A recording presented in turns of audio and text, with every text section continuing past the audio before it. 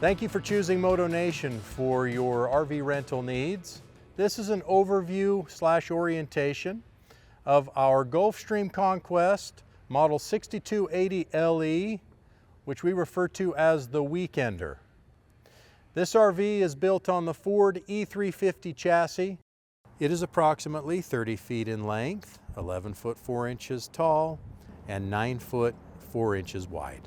I'm going to move down the driver's side of the RV and point out some of the notable features that you'll want to know when renting this RV.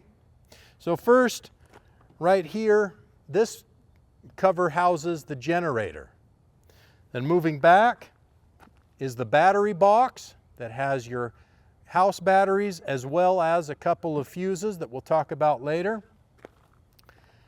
Your water heater access panel is behind this, and we'll go into more detail later.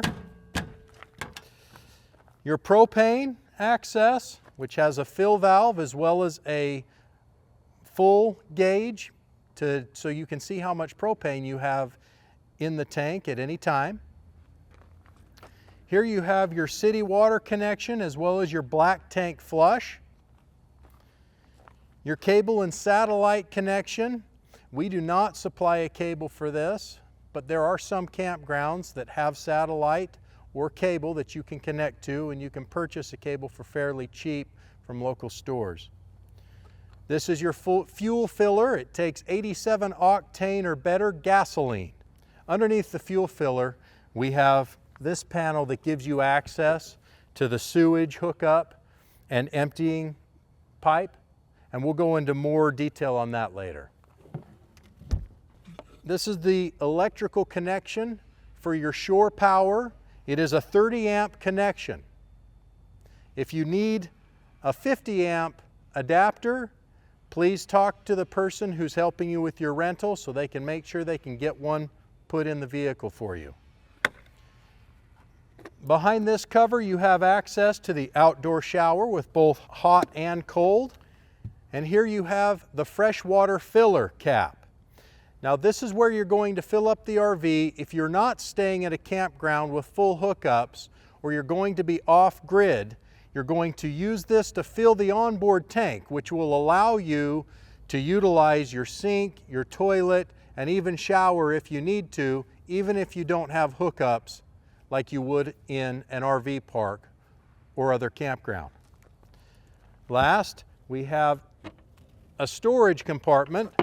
It stays up with a magnet, and in here you have storage for your freshwater filler hose, your electrical hookup, and anything that you need to store for your trip. All of our RVs come with everything you need to hook up to a campsite or to empty your black and gray water tanks. The sewage hose that you would use to empty your tanks is either going to be located in this compartment or in the bumper behind this cap, where you will just grab onto it like this and pull it out to get access. Make sure when you're finished with it that you put it back and replace the cap. Around to the rear of the RV, the only feature that I'm going to point out is the roof access ladder. This access ladder is only designed for maintenance of the air conditioner and other features that are on the roof, and is not for rental use. So do not climb this ladder. Do not use this ladder. A fall from the roof could cause serious injury or even be fatal, and it would be very easy for a renter to accidentally damage items on the roof or even break through the roof at certain points. So again, remember, do not use this ladder. Okay. On the passenger side of the RV, we only have a couple of things to point out. One of them is this huge storage compartment. The 6280 Weekender actually has some of the best storage of any of our RVs. There's plenty of room for some large suitcases or other things that you might bring with you on your trip. Moving this way, you have the coach access door. You have a 110 volt electrical receptacle. And then back here in the back, You have another access panel for storage. Here you can see is the hose for your outside shower or anything else that you would like to store back there.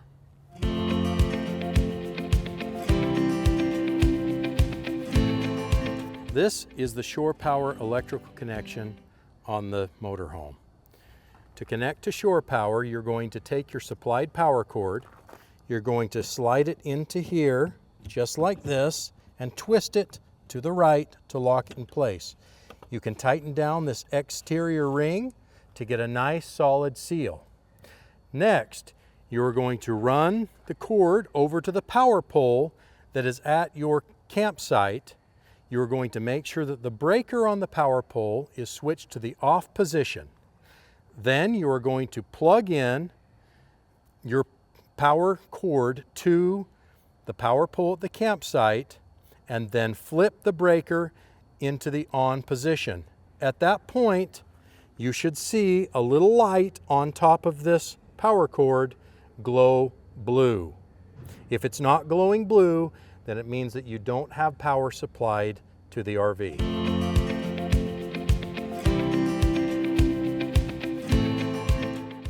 This is the city water connection. This is where you are going to connect your RV to a campground water supply. This is not where you fill the RV freshwater tank.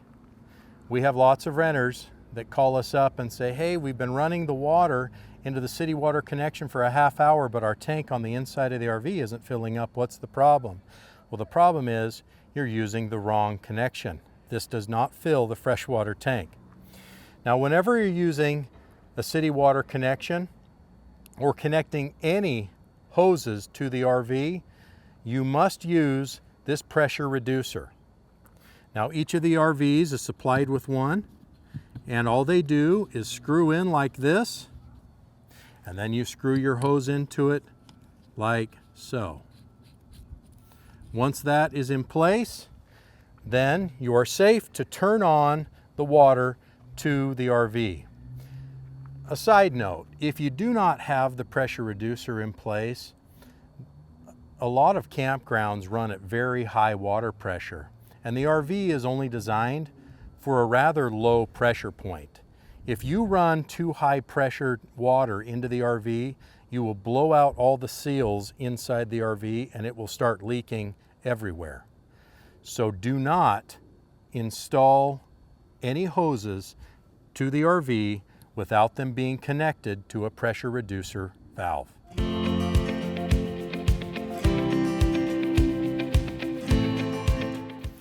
In order to use the water system on the RV, there are a couple steps you have to follow.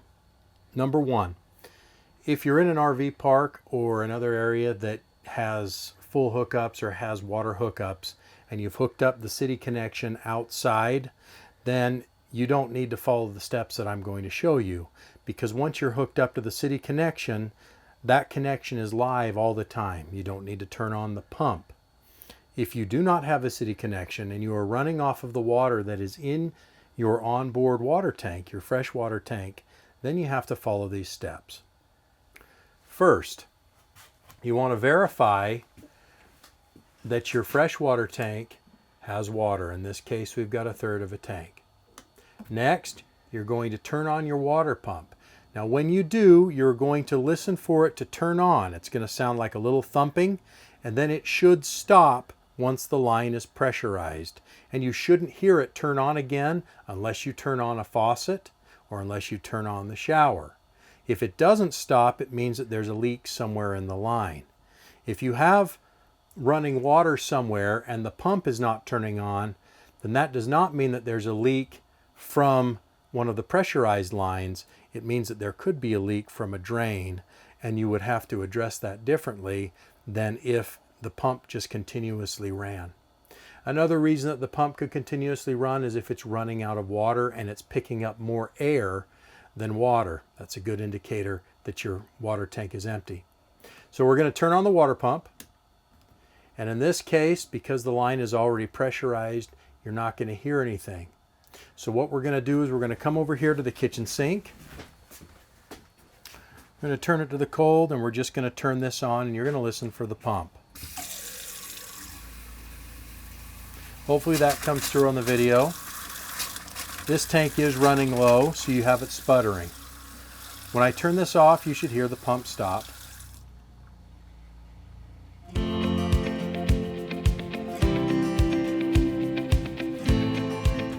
When entering the RV, you're going to notice this red switch. This is the master power control for all the 12-volt systems inside the RV. In order to not drain the battery when the RV is not in use, we typically switch this to off. But when you're using the RV, before any of the systems on the inside of the RV that are connected to the battery will function, it must be turned to the on position. On the inside of the RV, typically above the door, you're going to have two things.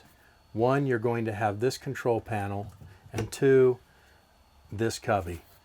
Typically, you have a packet in here that has owner's manuals and instruction manuals for all the appliances inside of the RV. That's where to find that. You can typically find the RV registration in this as well. This is the control panel that operates all of the 12-volt functions on the RV. You have the awning lights, the step light, the porch light outside, the ceiling light, which controls most of the lights inside of the RV, the water heater, and the water pump. You also have the awning, in and out, the slides, 1 and slide 2. Up here, you have the gray water tank level, the black water tank level, the fresh water, and the battery level. To test these, you put your finger right here and press. This shows that the gray water is empty. The black water is empty. The fresh water is 1/3 full, and the battery is 2/3 full. Now, one thing about these sensors, they're not super accurate. So it may be that you press the black water tank and it shows that it's full, but you know that you haven't used it. It's likely not full. It's just getting a bad signal because something has gotten caught on the sensor. Okay? Same with the gray water. The fresh water is typically the most accurate because it doesn't have other debris in there, and the battery level is going to be very accurate. The other thing that you have is the generator starter and the generator hour meter.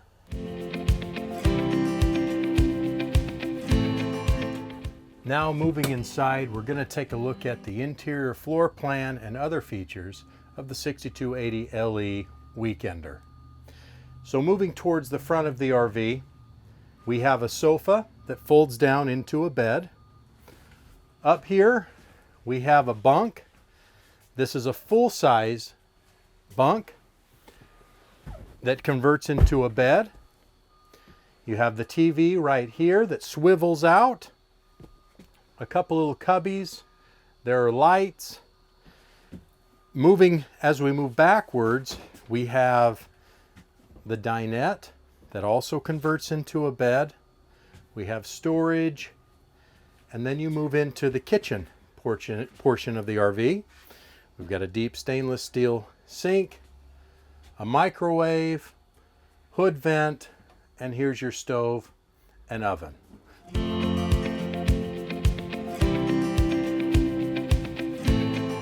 RV stoves operate on propane. I'm going to demonstrate how this stove lights and how it operates. The first step that you need to do is you need to make sure that the propane is on, and you do that by going outside to the propane tank and checking that the valve is open.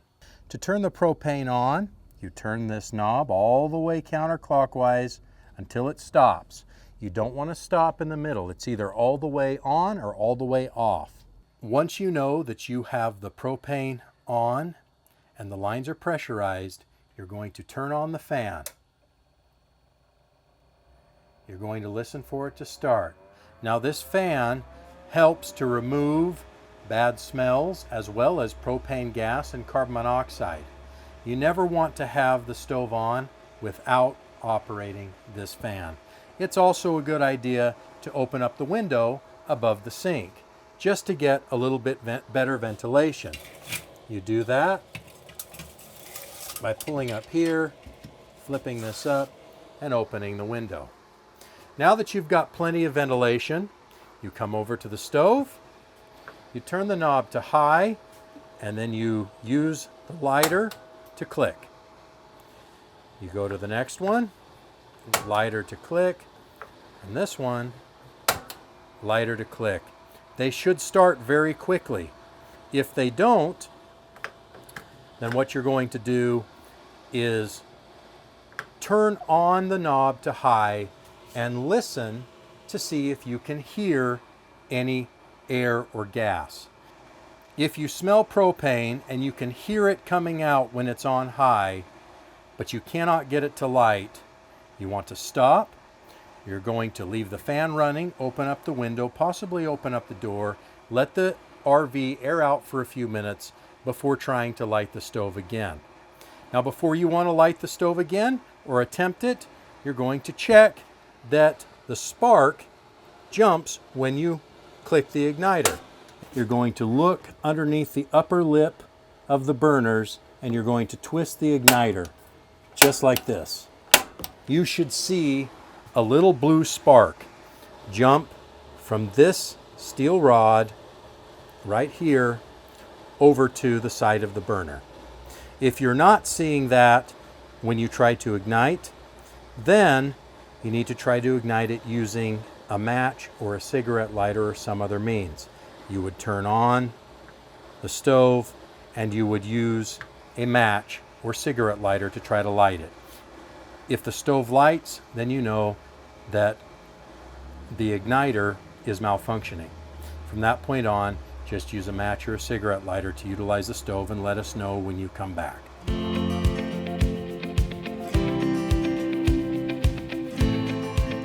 Each of our RVs is equipped with a refrigerator-freezer combo. They operate a little bit differently than the one that you're going to find in your house. They're not quite as powerful, but they're pretty efficient. Now, ours all run on 12-volt power. The older model refrigerators used to run on propane, but now more and more RVs are making the switch to 12-volt because of the efficiency and the simplicity of these units. Now, primarily, the freezer freezes and the refrigerator pulls air from the freezer to cool to a little bit higher temperature than the freezer does. Now, there is a setting inside the freezer, usually at the back, and this one here. It goes colder, closes off the vent and keeps the freezer colder. And if you turn it to cold, it opens the vent in the rear and lets more cold air go down into the refrigerator. Moving to the refrigerator, as you can see, there's ample room for a weekend, and these refrigerators are designed to keep your food cold and fresh for the duration of your trip, as long as you have 12-volt power, are hooked up to shore power at some point, running the engine or running the generator. That's all it takes to recharge the batteries on these refrigerators. Now, the controls for the refrigerator are right here. 1 is for the warmest setting, and 5 is for the coldest. You're going to change that by pressing the set button until you reach the temperature that you desire, and it should keep that. Now, if the light ever starts to blink or it keeps moving down to a lower setting, that is an indicator that you are running low on battery power, and at that point you should start the engine of the RV, you should start the generator, or you should connect to shore power to recharge the batteries.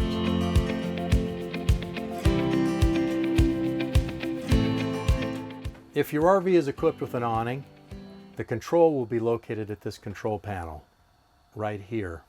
In order to send the controller out, you push this direction to out. In order to retract it, you press this direction for in. Now, RV awnings are one of the most common items that break on the RV. So we recommend that you don't use the awning unless you absolutely have to. And then if you do use the awning, you must follow a couple of rules. First, never put the awning out unattended. Even if it's for 5 minutes, do not leave the awning unattended. Second, always make sure that there are no obstacles around the awning when it is being extended. Third, never ever put the awning out unless the day is very, very calm. Even the slightest amount of wind will quickly tear the awning off or damage the awning beyond repair. And awning repairs are very costly, typically ranging between $2,000 and $2,500 per awning. We're going to put out this awning now. So first we're going to open up the door and we're going to lean out and check for obstructions. Next, we're going to press the out button while we are watching the awning extend. We're watching to see if either of the arms on either end of the awning get caught or hung up or don't come out evenly. In the event that they get stuck or don't come out evenly, all you have to do is go out and typically shake the support that isn't coming out properly, and it will typically release and start going in sync with the other arm. If that doesn't happen, then press the retract button, bring the awning in tight again, and try it again. If you can't get the awning to go out, rather than risk damaging the awning, it's better to leave it and let us take care of it when you get back.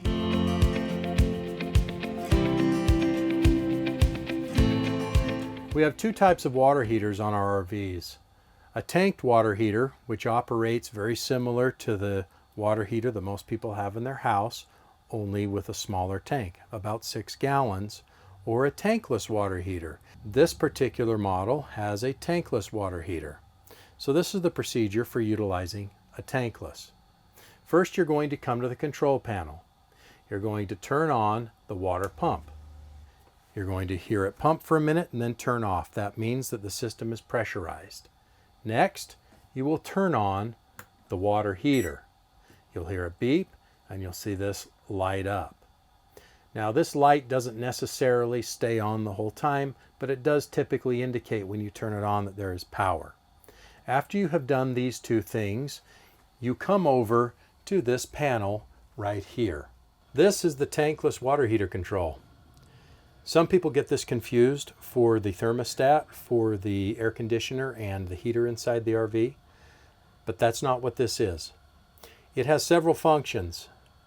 One, it shows the ambient temperature of the water in the tank. As you can see, the water inside this tank is very warm. Then it has an up button. That sets the temperature that you want the water to come out of the tap at. You can lower it by pushing this. In order for the water heater to turn on, the temperature that you want it to be must be higher than the temperature inside the tank. There's also, you can switch between Fahrenheit and Celsius, and then there's a power switch that can actually turn this off. We're going to turn this on. You can then come to any of the sinks within the RV and it will produce hot water. Now, it's a tankless, and they say that tankless water heaters produce instant hot water. In RVs, that's not quite the case.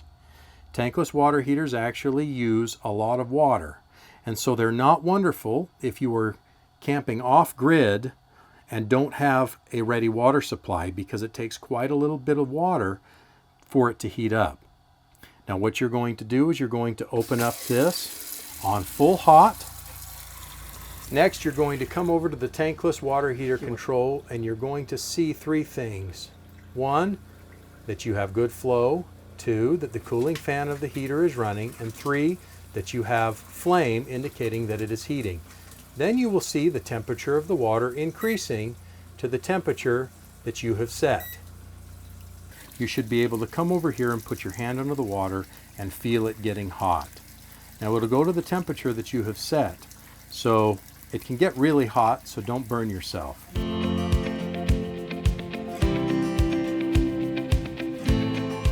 Now, if you do not have a thermostat on the wall somewhere close to this control panel, that indicates that you have a tanked water heater, or a water heater that has a tank, very similar to the water heater at your house. The biggest difference is that it's only about 6 gallons. Now, the way to turn on a tanked water heater is, number one, you're going to turn on your water pump.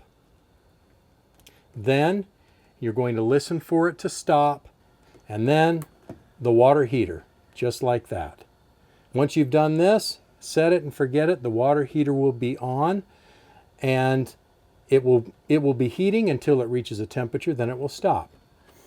One thing to remember is that if you leave this on, it will just continue to heat and heat the water heater just like at your home, and you'll use a lot of propane. So I suggest, if you're not going to use it, turn it off. It takes about 20 to 30 minutes to heat up. Use it, and then when you're done using it, go ahead and turn it off.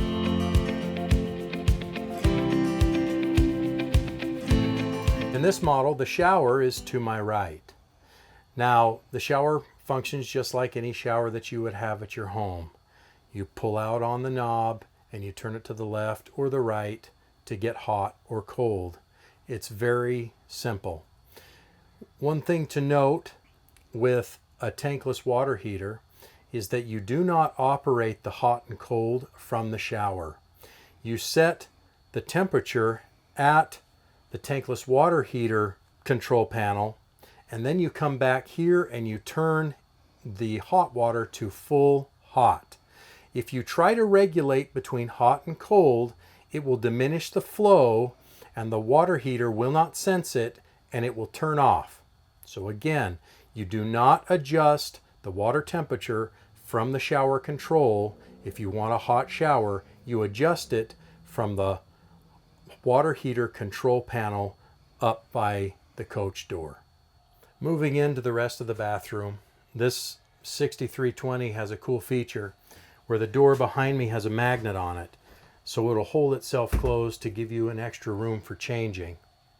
Now here is the toilet and the bathroom sink. The bathroom sink operates just like any bathroom sink. You have the hot water, you have the cold water.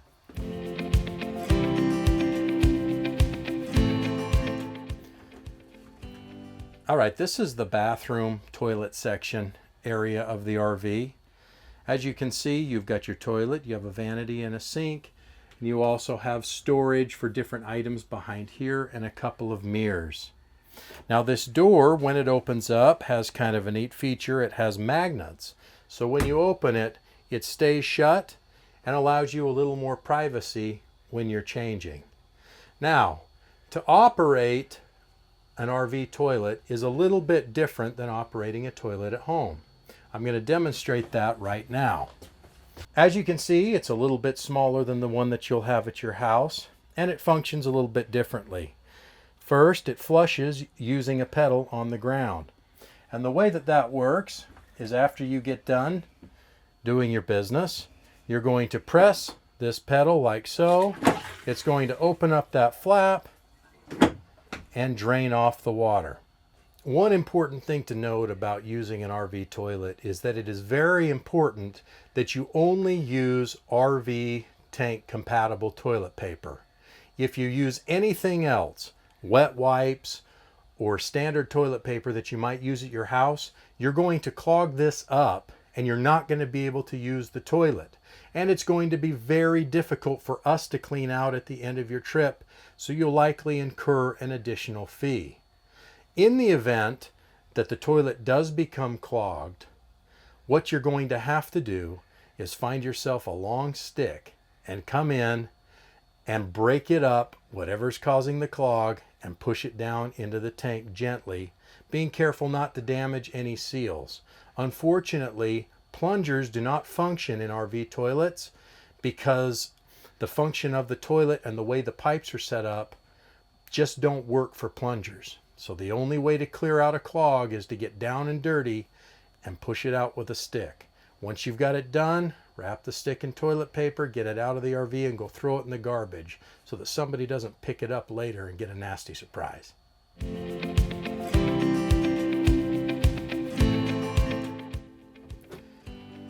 Now we're going to move back into the master bedroom. Here we have a queen-size bed. We have wardrobes on both sides with drawers and lots of storage all the way around. And we also have charging ports on both sides of the bed that you can plug your phone in while you sleep. Our master bedrooms are equipped with these accordion doors that function just like this. You'll take off the keeper, you'll slide the door closed, and it locks into a pin like this. That will keep the door closed and give you some more privacy while you sleep. One thing to note is this keeper is very important.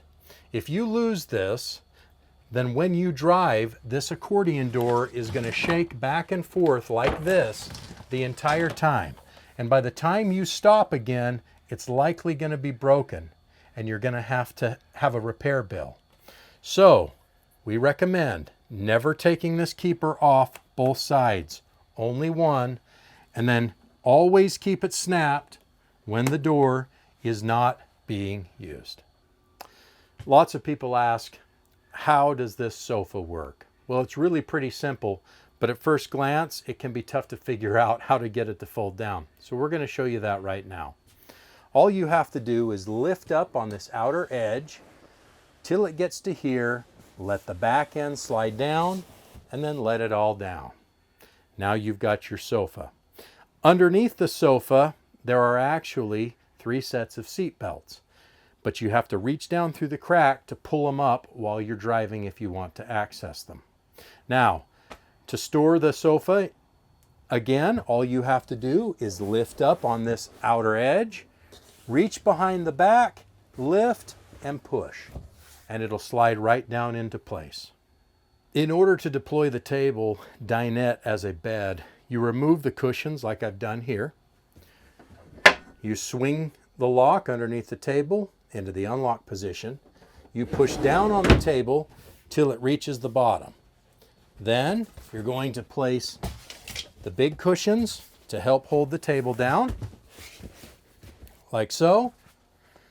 You're going to place the back cushion right here, and the last one you're going to place vertically in a configuration like this. Up here is the bunk above the cab. Now this is typically a full-size bunk, and you can typically get a couple of kids up there or one good-sized adult. Now it operates by pulling this into place. These can bend. You don't want to put all of your weight on this right here, especially if you're a heavy person, because it will bend and it will bow, and then we have to charge you for a new one. We have a ladder that comes with it. It detaches here and it hooks in just like that. Now you can see this one is a little bit bent. It is very easy to bend these ladders. They're really not designed for adults to climb up and down on them, more for kids. So if you're an adult, just be very careful if you're climbing up this ladder to get onto the bunk. The other thing that is included is a privacy curtain. Now the privacy curtain goes across the front just like this.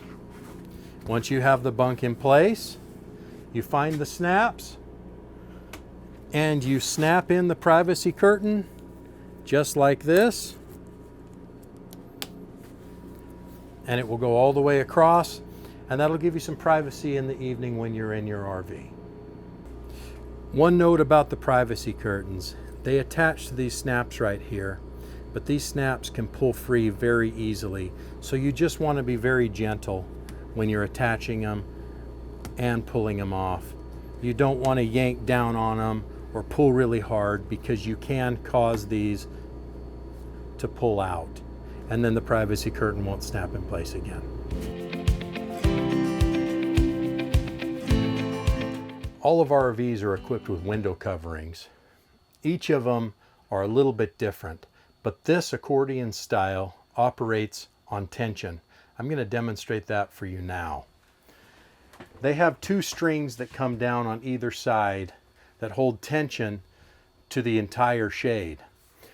To pull it up, all you do is grab the center and lift. And you can lift it all the way to the top. It will stay wherever you stop it. To pull it down, all you do is pull it down. Now, these can be broken very easily if you're monkeying on them, if you step on one of them, or if you're treating them roughly. If for some reason they won't stay up or go down, you can adjust it right here on these little knobs by tightening and tensioning the string a little tighter. But don't over tighten it, because if you do, you run the risk of pulling these out of the wall. Again, as we've mentioned before, these are not items that you should allow children to adjust, as it's very common for them to break them, and then you'll have an expensive repair bill to deal with. This concludes the walkthrough of the interior floor plan and features of this RV, the 6280 LE Weekender.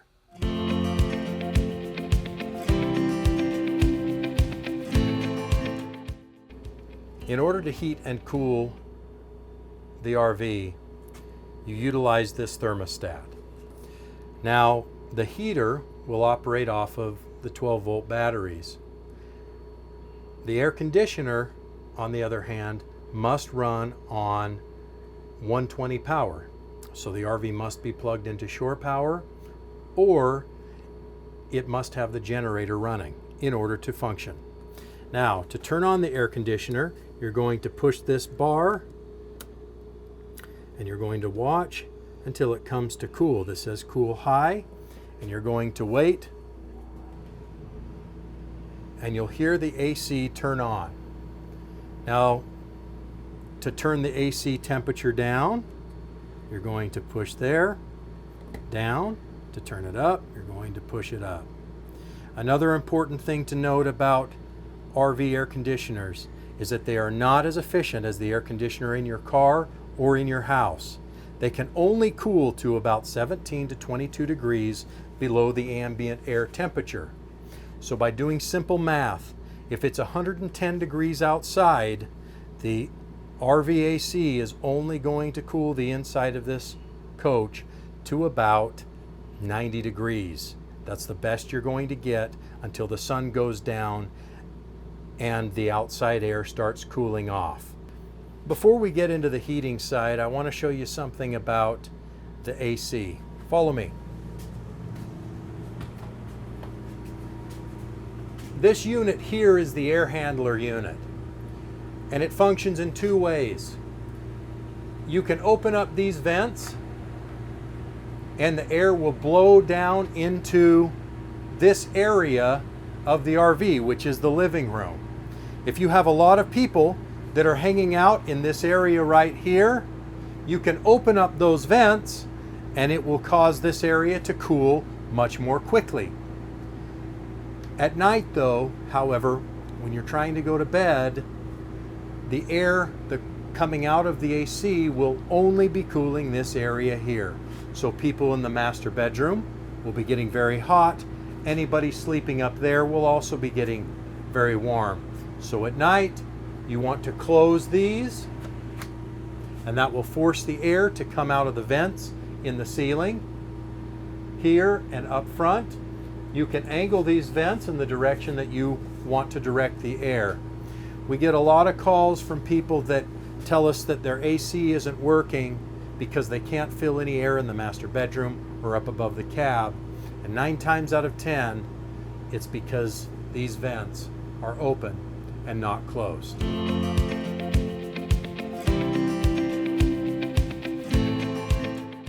In cooler temperatures, you may want to heat the RV, and that is also done from the same thermostat.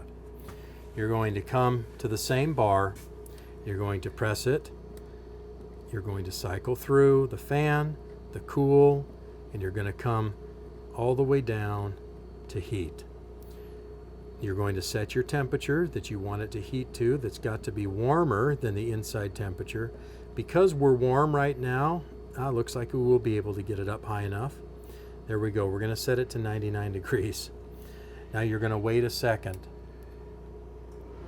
You're going to hear a fan turn on, and then you're going to listen for the burner to ignite. Again, the heater runs off of propane. So before turning on the heater, you do want to make sure that your propane valve has been turned on.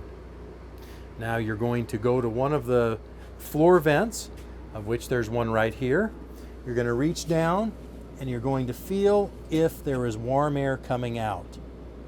If there's warm air coming out, it means that the heater has ignited and is functioning properly.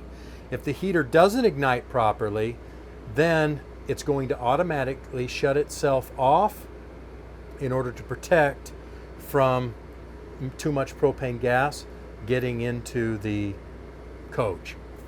If for some reason the heater doesn't turn on, the propane is also turned on, and you've cycled through it several times, you can reach out to us for some tech support and we can give you some advice on how to get it running again.